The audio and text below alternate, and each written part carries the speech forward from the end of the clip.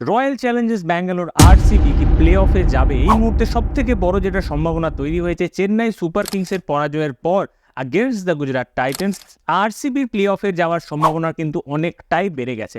কিন্তু প্র্যাকটিক্যালি কি আরসিবি যেতে পারবে প্লে অফে?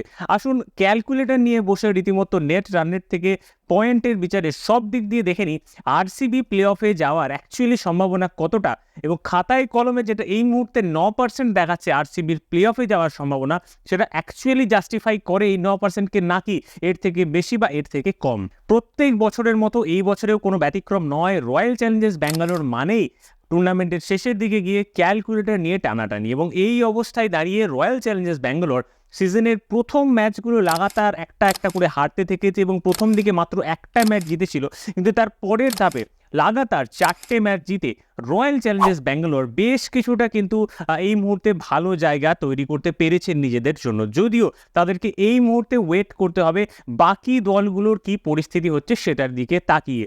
নাও সবথেকে বড় যেটা বেনিফিশিয়াল হয়েছে রয়্যাল চ্যালেঞ্জার্স ব্যাঙ্গালোরের জন্য, সেটা হচ্ছে চেন্নাই সুপার কিংস এবং গুজরাট টাইটান্সের ম্যাচে রীতিমতো এখানে পরাজিত হতে হয়েছে চেন্নাই সুপার কিংসকে, এবং এটা আরসিবির জন্য কিন্তু একটা খুবই বড় একটা ব্যাপার।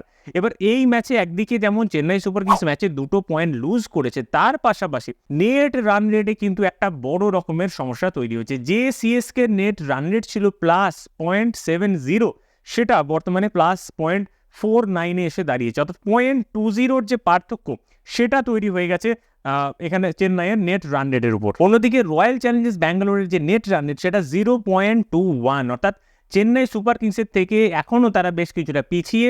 তবে এখনও 2টো ম্যাচ আরসিবি খেলবে, এবং এই 2টো ম্যাচে যে 30 পয়েন্টের পার্থক্য সেটা মেটানো যায়, এটা একদমই অসম্ভব কিছু নয়। এটা গেল নেট রান রেটের ব্যাপার। এবার কার সাথে কোন ম্যাচে কে জিতলে কি হবে? নাও এখানে সবথেকে ইম্পর্টেন্টলি রয়্যাল চ্যালেঞ্জার্স ব্যাঙ্গালোরকে তাদের আগামী 2টো ম্যাচে জিততে হবে। একটা ম্যাচ রয়েছে দিল্লি ক্যাপিটালসের এগেনস্টে, এবং আরেকটা রয়েছে সিএসকের এগেনস্টে।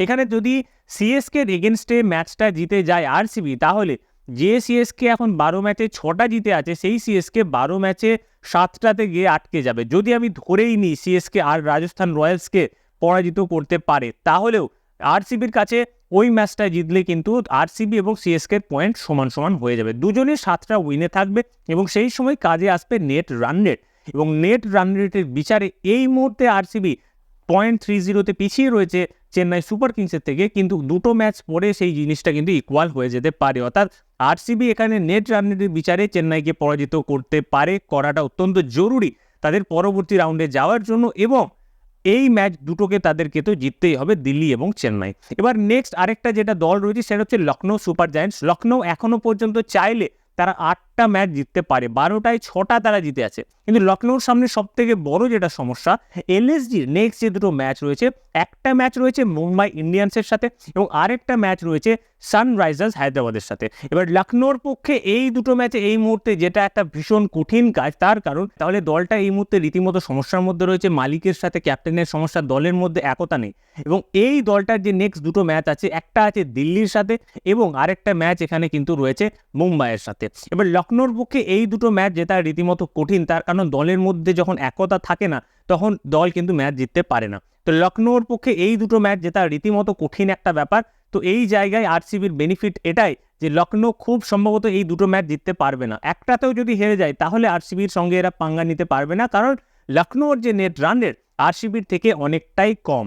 সুতরাং লখনৌ আরসিবির জন্য কোনোভাবেই থ্রেট নয়, কারণ লখনৌ এই 2টো ম্যাচ দিল্লি এবং মুম্বাই যে কোনো একটা ম্যাচ তো লখনৌ হারবে, আর একটা ম্যাচ হেরে গেলেই তখন নেট রান রেটের ব্যাপারে চলে আসবে, এবং আরসিবির কাছে লখনৌ বিট হয়ে যাচ্ছে। এবার নেক্সট আরেকটা যে দল রয়েছে সেটা হচ্ছে দিল্লি ক্যাপিটালস। এবার দিল্লি ক্যাপিটালস এই মুহূর্তে যে জায়গায় রয়েছে, তারা আরসিবির জন্য একটা বড় সমস্যা হতে পারে, কারণ দিল্লি 6টা ম্যাচ জিতে আছে এবং আরসিবি 7টার বেশিতে পৌঁছতে পারে না। এই জায়গাতেই আসছে আরসিবির খেল। আরসিবির নেক্সট যে ম্যাচটা আছে সেটা কিন্তু দিল্লির সঙ্গে একটা ম্যাচ আরসিবি খেলবে, অর্থাৎ আরসিবি যদি দিল্লিকে ওই ম্যাচে হারিয়ে দেয়, দিল্লি আর আরসিবির থেকে পয়েন্টে বেশি বাড়তে পারবে না। নেট রান রেটে বেশি পারবে কি? নেট রান রেটেও পারবে না। দিল্লির নেট রান রেট আরসিবির থেকে অনেকটাই কম, এবং সেটা কোনোভাবেই দিল্লি শুধরাতে পারবে না।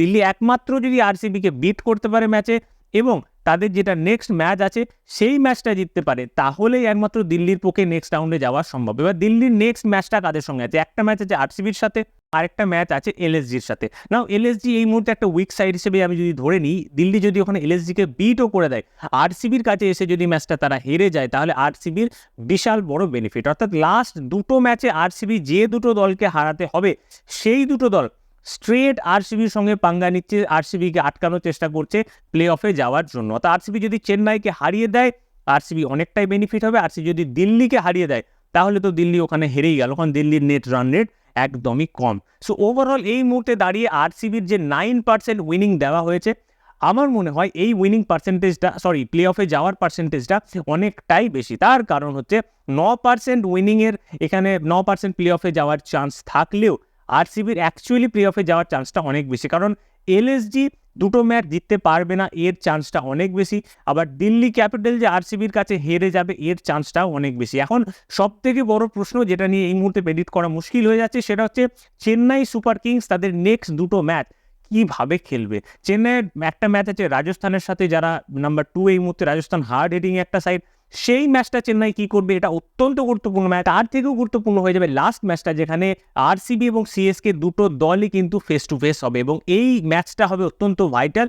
এই ম্যাচে অ্যাকচুয়ালি ডিসাইড হবে কোন দল প্লে অফে যাবে, এবং তার থেকেও গুরুত্বপূর্ণ এই ম্যাচটাতে নেট রান রেটে একটা বিশাল বড় ব্যাপার থাকবে। এবং আমরা দেখতে পাবো যে কোনো পার্টিকুলার একটা নির্দিষ্ট ওভারের মধ্যে কোনো একটা দলকে একটা নির্দিষ্ট রান চেস করতে হবে, যেগুলো আমরা দেখে থাকি 14 ওভারে 15 ওভারে চেস করতে হয়। এই ব্যাপারটা এই ম্যাচটাতে 100% দেখা যাবে।